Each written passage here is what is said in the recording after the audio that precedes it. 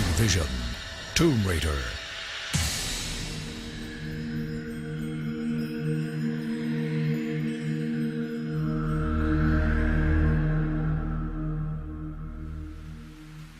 There's a curious item I've been keeping in my trousers for you, Lady Croft.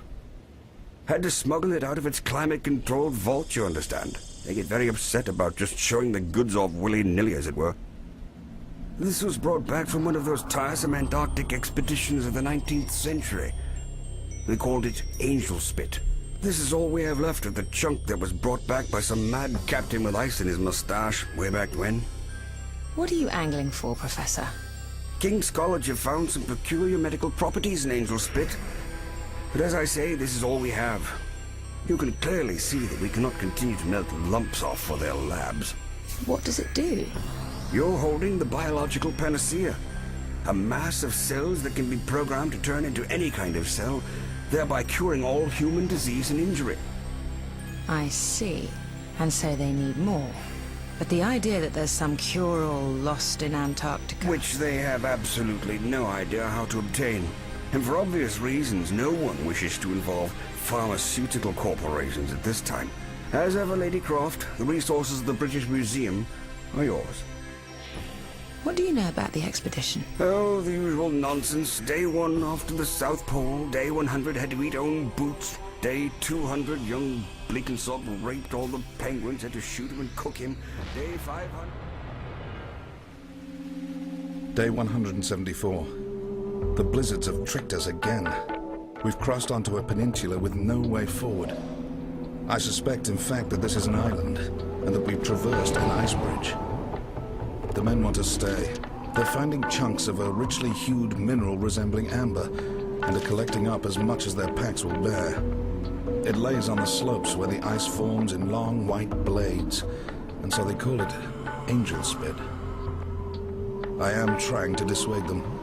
This place disturbs me. The ground frequently rings with dissonant song like struck gongs. Day 175. Hawkins choked on his own tongue in the night. Cause unknown. The sound of gong seems almost deafening now, and it is affecting everyone and everything. The men have begun to fight. The more Angel Spit they gather, in fact, the deeper their madness grows. The ground calls to it. There is a giant heart under the ice calling to its blood. Men were not meant to see it. Men were not meant to be here.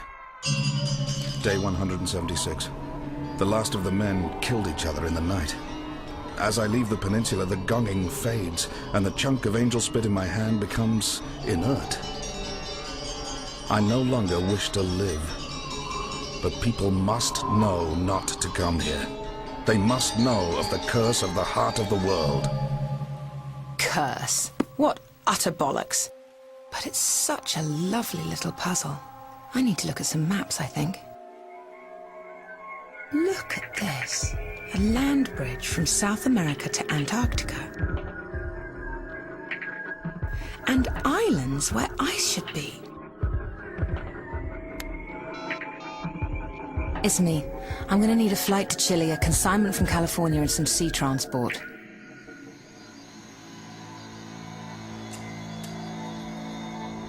I need you to speak to your ancestors, Maria. I need to know if there was ever an island off the South Pole, one scattered with red gems. You have helped me before. And I will help you again. The ancestors know that wisdom is no use if it remains buried with them.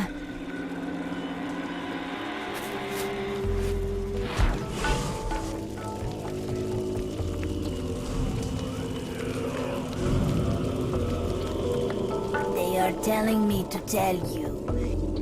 You must not go there. It is the home to the mother of the world, asleep in the ice. It was sacred to my shaman ancestors before the rest of the world had even heard of the idea of God. Are you telling me it's cursed? Of course not. We are not a superstitious people. We are telling you that you will simply die horribly.